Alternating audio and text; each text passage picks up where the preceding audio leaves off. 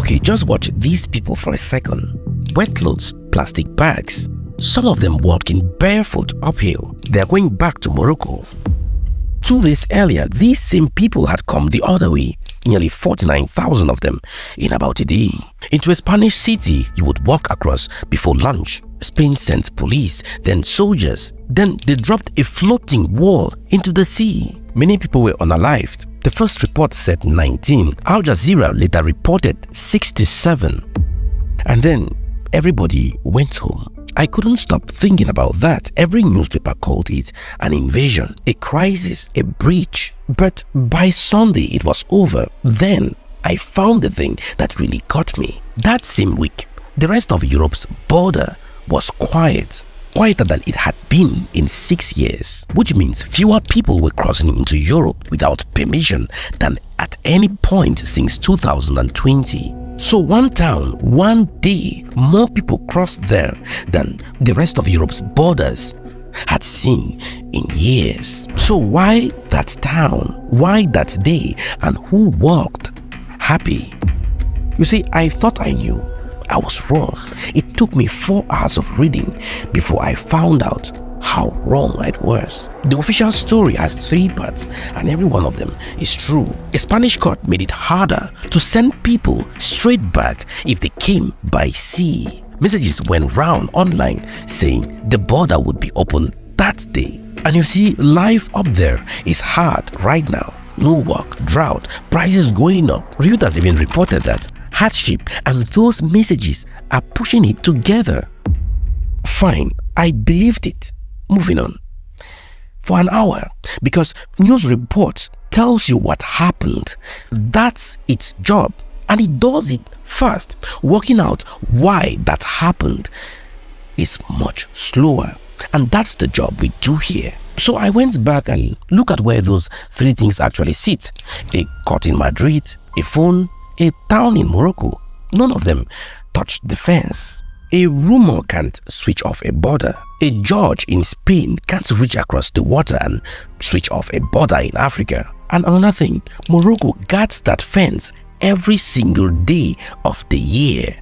That week, for about 30 hours, nobody was guarding it. Then I found out this already happened once. May 2021, the same city, the same beach. 8,000 to 10,000 people crossed in a few hours. Kids in swimming shorts, some carrying nothing at all. Why then? A few weeks earlier, Spain had quietly let a sick man into the country for hospital treatment. His name is Brahim Ghali. He leads the Polisario Front. That's the group fighting Morocco over Western Sahara, a long stretch of desert down the coast that Morocco says belongs to it. This made Morocco, Rabat, to be very angry, really angry. Then the border went soft. Witnesses said Moroccan police just stood there. Videos went round of officers opening gates and letting people walk through. Then Europe made some phone calls and the border closed again. That's the part that stopped me. Fences break everywhere. That's normal. This one went quiet the moment somebody wanted it to go quiet. By the 25th of May, Euronews was asking it loud in a headline. Was Morocco using migration to get what it wanted out of Europe? So 2021 had the reason. A hospital bed, which meant 2026 had one too. It just took me a little bit of time to find out which one. It's 10 days before 20th of July.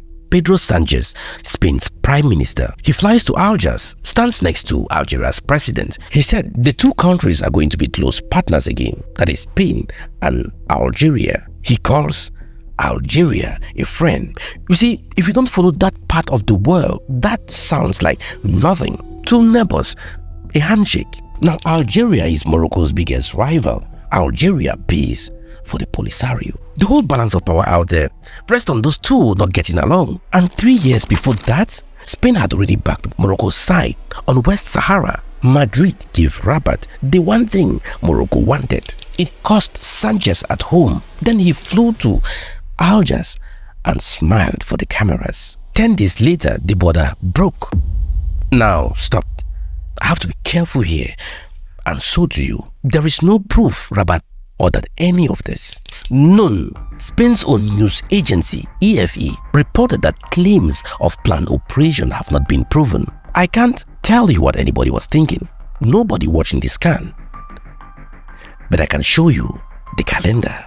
And honestly, the first time I put those dates side by side, I thought I had made a mistake. I checked it twice, but something was still missing. Anger explains a lot. It doesn't explain nerve. You don't squeeze a European country unless you are fairly sure you'll be fine afterwards. Rabat had backup.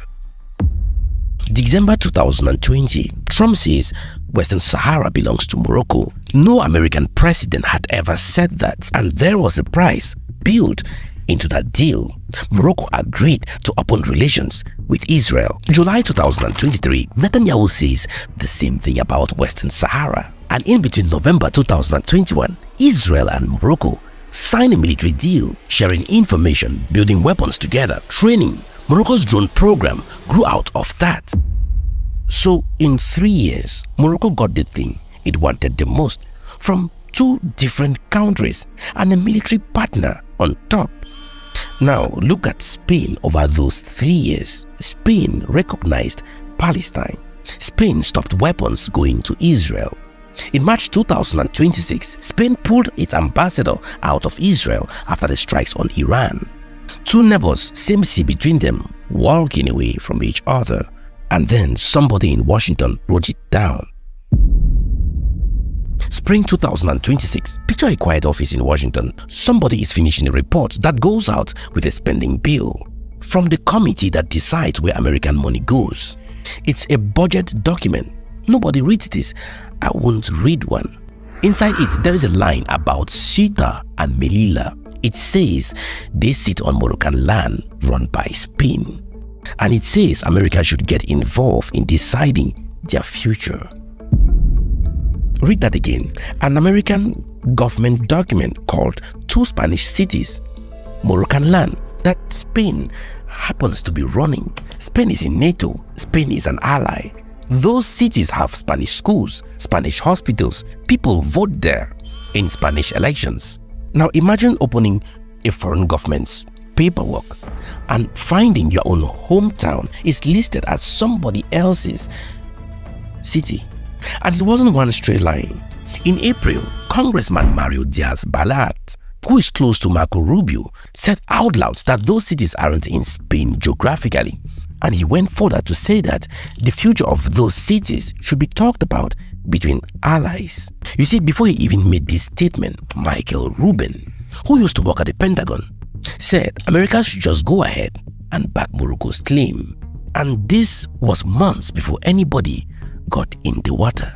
And Morocco has been saying this for 70 years. Nobody in Europe wanted to hear it. Ceuta was taken in 1415 by Portugal first, then Spain. Morocco became independent in 1956 and has never once accepted that those cities are Spanish. Spain's argument is time, 600 years. Morocco's argument is the map. Look at where they are. You see, you don't need to pick a side to notice which of the arguments Europe used all over Africa and which one Africa has been making since independence. So if the future of those cities are up for discussion now, who has to defend them? Now, here is the problem Spain never had to think about. Ceuta and Melilla are in Africa. And when the NATO treaty lists the land the alliance protects, it talks about Europe and North America. Those two cities are not inside NATO's protection. Lawyers argue it both ways. No one agrees, and that's enough. Because a promise only works while nobody reads the small print out loud. So what's actually been holding that border up all these years? A deal. For about 20 years, Europe has paid other countries to guard its southern edge. Money, equipment, agreements. Turkey, Libya, Tunisia, Morocco. On paper, it's clever. Somebody else does the ugly parts when the cameras aren't watching. One problem, pay a man to hold your gate and he is holding your key. And every government sitting on a road into Europe watched that weekend. Turkey watched, Libya watched, Tunisia watched, countries further south watched too. They all learned the same thing on the same day. If you are guarding someone else's gate, you can name your price. So, Morocco won this. I will say that plainly because we don't need to pretend otherwise. 48 hours, a European government running around, an emergency meeting in Brussels, Italy and Spain arguing with each other, no soldiers, no shots fired. Richard Hamilton, who covered Morocco for the BBC, told ABC that 99% of it had nothing to do with migration. He said it was pressure. An African country moved Europe in 2 days using nothing you can shoot back at. That's real. But I keep going back to that first shot, the queue, walking back home. Reuters talked to people who turned around. They said they were hungry. And who were they? Young Moroccans nearly from towns next to that fence. A lot of them still teenagers. You see, 10 months earlier, those same towns were out protesting. September and October 2025, no jobs, bad hospitals, drought. Reuters reported that protest showed cracks in Morocco's economy. Out in the street in autumn, in the water by summer. So the pressure that shook Brussels was out of Morocco's own children. And every time someone points at a 19-year-old and shouts, "Invasion," that pressure works better. The photos are what makes it work. Here's where I ended up, and it took me a while. The border between Europe and Africa isn't a fence anymore. It's a deal, and Europe isn't the one who wrote it. Look at what Morocco is holding now. America says Western Sahara is theirs. Israel says the same. A military partner, a drone industry, one of the biggest ports in the Mediterranean, and a hand on Europe's door. That's a lot in 6 years, and tens of thousands of its young people still got in water. That's the part I can't get past. You can guard Europe's gate and charge rent for it. It works. It really does work for a weekend. Then Monday comes and a 20-year-old in Tetuan still has nothing to do. You see, the day Europe finds another road or another partner, the rent stops. You are left standing there with the same jobless numbers you started with. I want to tell you something. In life, slow things are what last. Factories, electricity, ports shipping African goods instead of other people's boxes. African countries trading with each other properly. The way the African continental free trade is meant to work. Young people with a reason to stay. Nobody makes a film about a factory that works. That switch has been flipped twice now. First in 2021, then in 2026. What happens the next time? Okay, and here is the one I want you to sit with. Say your government gets that kind of offer next year. Money, equipment, respecting European capitals. All you have to do is guard somebody else's door. Will they take it? Because if you are being asked right now, tell me in the comment section, and see you in my next video. Bye.